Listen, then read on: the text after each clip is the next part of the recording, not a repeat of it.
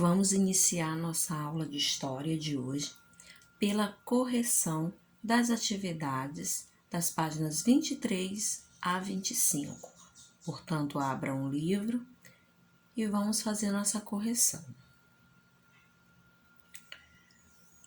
A questão número 1 da 23 era uma resposta pessoal.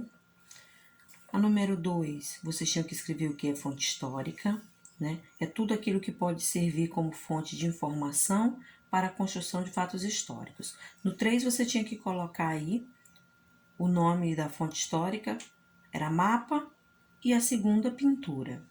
No 4, porque até o início do século XX, apenas os documentos oficiais podiam ser considerados fontes históricas, porque acreditava-se que apenas eles continham dados confiáveis para se conhecer o passado como realmente aconteceu.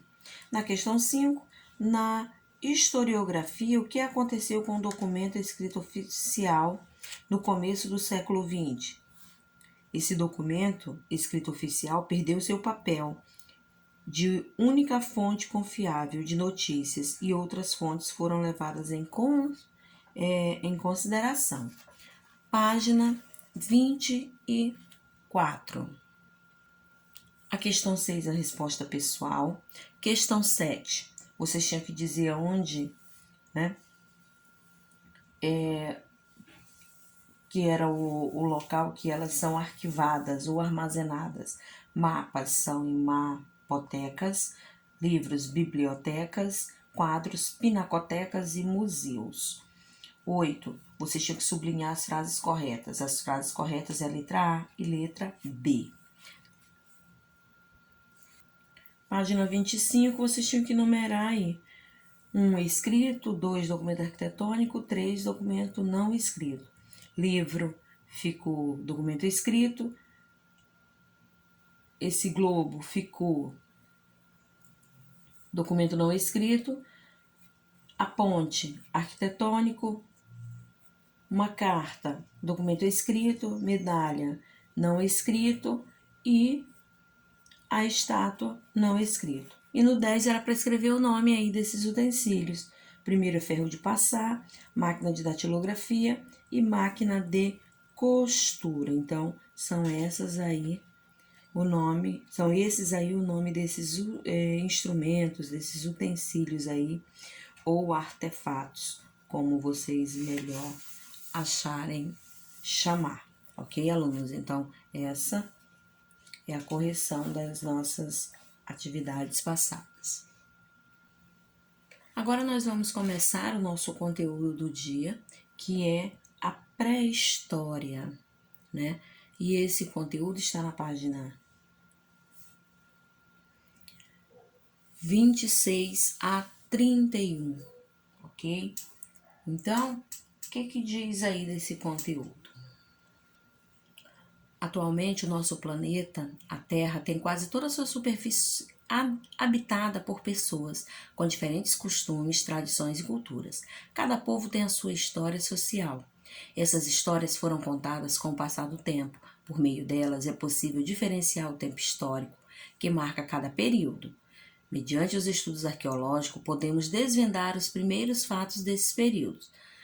A pré-história corresponde ao período anterior ao da invenção da escrita. Naquele período, os homens eram nômades, isto é, não tinham moradia fixa e se abrigavam eventualmente em cavernas, em momentos de frio, à noite e etc. Vestiam-se com pele de animais, caçavam, pescavam e coletavam frutos. Então, bem aqui nesse parágrafo, primeiro, segundo, terceiro, quarto parágrafo, diz o que são nômades. Olha, nômades, isto é, não tinham moradia fixa e se abrigavam eventualmente em cavernas. Então, os nômades não tinham uma moradia fixa, né? Eles procuravam se abrigar aí somente em cavernas para se proteger do frio e da noite, tá? As suas vestimentas, né, suas roupas, eram com peles de animais e eles caçavam, pescavam e coletavam frutos. E aí, com o passar do tempo, esses caçadores e coletores dominam o fogo. Vamos ver como aconteceu. No começo de sua jornada, o ser humano se abrigava em cavernas naturais, usava instrumentos de madeira e de osso, principalmente de pedra. Esculpia esses utensílios, batendo em pedras ou materiais para obter objetos que desejavam, como lanças, né? Olha os objetos: lanças, arpões, cabeças de machado. Essas ferramentas, por sua vez, serviam para cortar os frutos de árvores e abater animais, quer dizer, matar animais, para extrair a carne para poder se alimentar. Esse modo de vida permaneceu mesmo até o momento em que a humanidade descobriu como manipular o fogo. Até então, eles não conheciam fogo. E a partir dessas descobertas, a vida dos seres humanos mudou bastante, né? Podiam se aquecer durante a noite, sem depender apenas dos agasalhos de pele, ter luz quando quisessem, assustar predadores que podiam invadir suas cavernas e cozinhar a carne, que se tornava mais saborosa. Então, toda essa parte aqui, alunos, foi de grande importância aí quando eles começaram a manipular o fogo, né? Porque eles começaram aí a se aquecer, né? Eles não precisavam usar agasalhos porque se aqueciam com fogo, eles tinham luz, né? E eles, se eles quisessem, eles podiam assustar os predadores, né? Podiam cozinhar a carne, né? Para poder comer. Então, a descoberta do fogo aí para eles foi de grande importância. E nesse período paleolítico, depois da descoberta do fogo, o homem modificou o ambiente e ele espalhou-se pelo mundo, impôs seu domínio sobre os animais. E no período neolítico, já sabendo plantar, passou a cultivar a terra para se agrupar em comunidades e comercializar o que o produzia. Também começou a criar gado, armazenar cereais, construir casas, tecer suas roupas. Surgiram aí as aldeias e vilas. Posteriormente, na Idade dos Metais, com o aumento da produção, surgiram as primeiras cidades, com elas o comércio de materiais, objetos e artesanato. Então, foi assim que começaram aí as primeiras cidades, né? Os primeiros lugares. E aí, como começaram a montar, né, a criar as suas primeiras cidades, fazer roupas, né, plantar, e aí vieram surgindo esses primeiros lugares, essas aldeias, né? Os homens das cavernas faziam bonitas figuras em suas paredes, representando os animais e as pessoas da época, com cenas de caças e rituais religiosos, as chamadas pinturas rupestres. As regiões onde são encontrados os traços desses homens nós chamamos de sítio arqueológico, tá?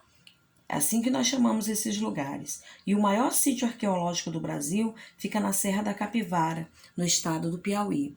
É essa imagem que vocês estão vendo aí nesse slide.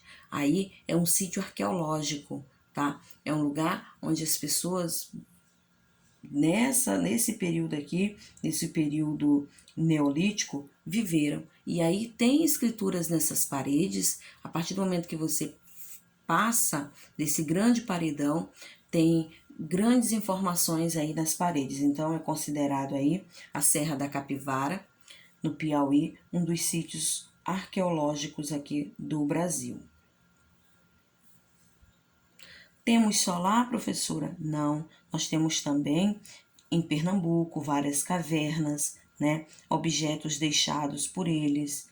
E aí tem vários lugares também, e isso ficou aí protegido, né? O governo decidiu proteger tudo isso, os estudiosos, para que ficassem aí como estudos, né? Para a vida inteira.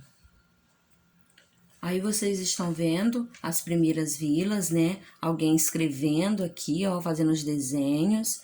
E com a descoberta aí, né, da manipulação do fogo, foi que veio essa transformação. A agricultura e o pastoreiro contribuíram para os seres humanos pararem de ser nômades. Nesse mesmo período, o homem, observando, ele percebeu que as sementes se infiltravam no solo, né? E germinavam e viravam plantas que davam frutos. Então, eles decidiram se fixar em um lugar.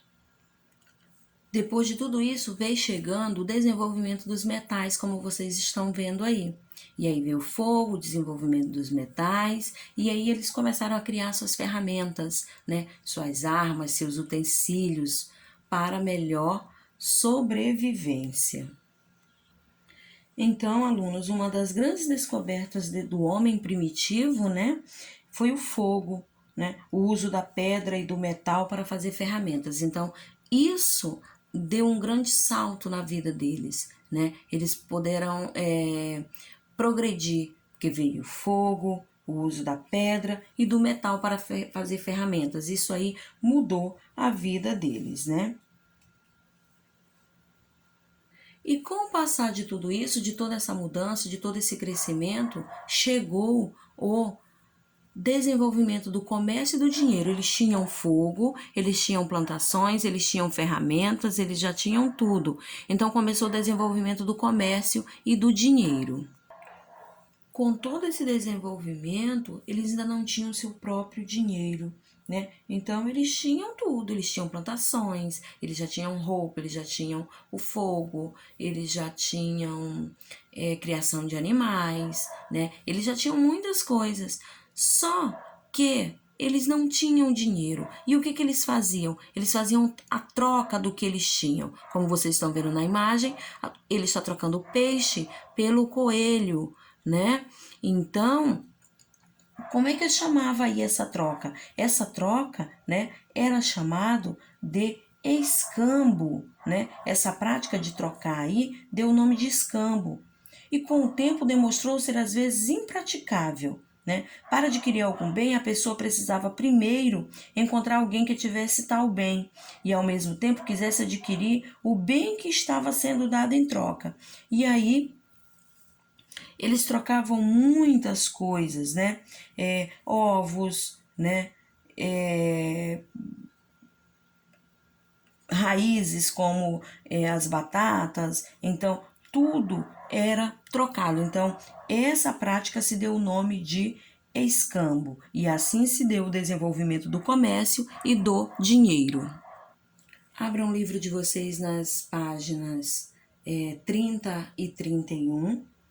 Né? Na página 30 diz, né, vocês vão ter que responder aí, que grandes fatos contribuíram para os seres humanos pararem de ser nômades. No 2 vocês vão completar, no 3 vão marcar a alternativa correta. Na página 31 vão observar a imagem, vão completar, na 5 vão continuar respondendo e na 6 também. Se prestaram atenção na aula, toda a resposta da atividade aí foi conversada com vocês. Tá, alunos? Então, fiquem atentos. Alunos, nós vamos falar agora dos primeiros povos do Brasil, né? E vocês estão vendo uma imagem no slide que são os povos sambaquis, né? Vamos ouvir um pouco sobre essa história. Vamos ver o que nos contam aí essas histórias. Observem, né? Parecem índios, mas eles andavam totalmente sem vestimentas e eles eram daqui do Brasil, como diz o nosso tema aí. E esse conteúdo está na página 32 a 38. E aí diz que no litoral brasileiro houve a instalação de povos pré-históricos, né? Principalmente entre o Espírito Santo e o Rio Grande do Sul, chamados de povos sambaquis. Esse nome originou-se a partir de seus hábitos alimentares. Eles comiam muitos alimentos obtidos pela caça, como antas, né, tartarugas, macacos, encontrados nas regiões de manguezais, e pescados do mar, né, como peixes, tubarões, tartarugas, mariscos, golfinhos e baleias. Mas os alimentos que mais consumiam eram os diversos tipos de molusco retirados da beira-mar. Então, os principais aí eram os moluscos retirados da beira-mar, como os mexilhões, mariscos e ostras. Com o passar do tempo, as conchas desses moluscos eram descartadas e foram montanhas de conchas conhecidas como sambaquis. Então, as conchas do que eles se alimentavam, né, ficaram conhecidas como sambaquis. Essa palavra é de origem tupi e corresponde à junção de palavra tamba, que significa conchas, e ki, que é amontoado. Como são produtos de ação humana, tinham formas e tamanhos variados. Os sambaquis podem ser encontrados, né, em praias, baías e até na foz de grandes rios. Então, tudo isso aqui, essa imagem que vocês estão vendo, né, é um monte aí de descartes deles, né, daí dos moluscos, das cascas aí, né, das conchas desses moluscos. Então, tudo isso aqui, né, é aí as conchas dos moluscos que eles comiam, tá? Então, aqui realmente existe, né, esse sambaqui figueirinha, né, de Santa Catarina, porque foi em Santa Catarina, como vocês viram, ó, que eles ficavam entre o Espírito Santo e o Rio Grande do Sul, tá? Então, aqui, esse monte aqui está localizado em Figueirinha, Santa Catarina. Então, esses montes aí são só, né, são só as conchas desses moluscos que eram descartados. Mas, gente, não se sabe aí ao certo a finalidade dos sambaquis, né? Se eram moradias, a gente não sabe por que eles amontoavam tudo isso aqui. Se eram a finalidade, né? Era moradia, né? Sepulturas, descartes de alimentos ou depósitos materiais. As pessoas desses grupos tinham o hábito de pintar o corpo com uma tinta amarela extraída do barro e apresentavam avanços como o uso do fogo para afugentar animais e preparar os alimentos. Eram comuns alguns cuidados como com os mortos, como pintar o seu corpo com uma cor avermelhada e sepultá-la. Quer dizer, eles tinham a cultura deles, que é totalmente diferente da nossa hoje. Os sambaquis também, como eles tinham sua própria vida, eles fabricavam os utensílios, né? Que eram quebra-cocos, aqui ó, raspadores, panelas, né? Pontas, machados, facas e instrumentos de pesca, anzóis, arpões, furadores, feitos com ossos. Em geral, suas armas eram feitas de espinhos, de arraia ou ossos de outros peixes que eram grosseiras. Por isso, pode-se dizer que utilizavam instrumentos de pedra para raspar, polir, cortar. No entanto, não conheciam o arco e flecha. Então, tudo deles era muito natural, eram com que eles podiam contar, que eram com as coisas da natureza, né? Os espinhos, dos animais, algumas coisas das árvores, né? As pedras, né? Tudo isso era que eles, né, usavam aí para caçar, para pescar, para cortar aí suas árvores, resumindo, para eles sobreviverem. E no Brasil é possível ligar os povos sedentários à descoberta da agricultura, que modificou completamente a vida do homem pré-histórico. Isso porque, ao descobrir a agricultura, esses homens passaram a preparar a terra e plantar raízes, sementes e cuidar das plantas para depois colhê-las, né? Como essa fase demanda tempo, esses grupos tiveram que se fixar no território. Eles também ficavam indo de um lugar para outro, mas começaram aí a se fixar em um determinado lugar, né? Além dessa descoberta que provocou o aumento de grupos, né? Assim, o surgimento das primeiras aldeias, houve também a invenção da cerâmica. Então, eles começaram a inventar as cerâmicas, esses vasinhos, né? São objetos que eram moldados com argila, cozidos no fogo, para torná-los impermeáveis e duros, né? Com essas invenções, as mulheres passaram a ter papéis específicos nos grupos. Quer dizer, elas começaram aí a cozinhar, a manusear, conservar e guardar os alimentos, tá? Então aí as mulheres começaram a ter um papel muito importante. E com o passar do tempo foram encontradas aí algumas cerâmicas, né? Feitas pelo povo sambaqui, né? Do litoral de Jaguaruna, em Santa Catarina. Vocês têm uma imagem também no livro de vocês e tem aquela outra do outro slide. Essas imagens que eu estou mostrando para vocês aí, desses vasos decorados, né? São da região amazônica de Santarém, tá? Também há vestígios do povo Anatuba, né, na foz do Rio Amazonas. Então, eles também fabricavam vasos assim, bem coloridos, bem desenhados. Observem que são peças muito bem feitas, tá? E isso faz parte aí da história desse povo, né? Tanto do povo sambaqui, que já criavam essas cerâmicas, como desses povos aí, aqui da região amazônica, aqui no Brasil, lá em Santarém.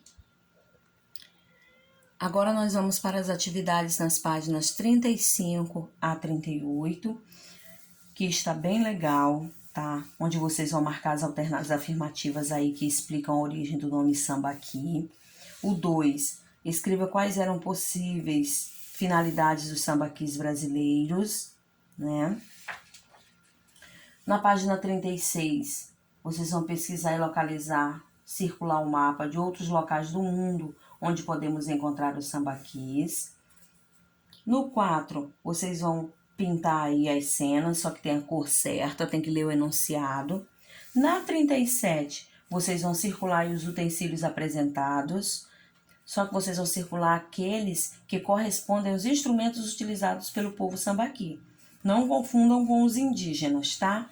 E nem com os africanos, prestem atenção. E no 6, vocês vão pesquisar e escrever como são utilizadas as conchas para a obtenção de cal. Vão fazer uma pesquisa aí para a obtenção das conchas que são utilizadas aí para fazer o cal que se passa aí em paredes. Na 38, vocês vão explicar o que a descoberta da agricultura tem modificado completamente a vida do homem pré-histórico, tá? Leiam o texto novamente, prestem atenção e respondam aí a atividade. Na 8, vocês vão observar os vasos de cerâmica e pintar de forma semelhante à estética marajoara. Eu já mostrei as imagens aí para vocês. Vocês vão fazer aí semelhante a essas que estão no slide. Então, se quiser pesquisar diferentes aí, pode, tá, alunos? Então, essa foi a nossa aula de hoje. Façam a atividade com bastante atenção. Fiquem com Deus e até a próxima.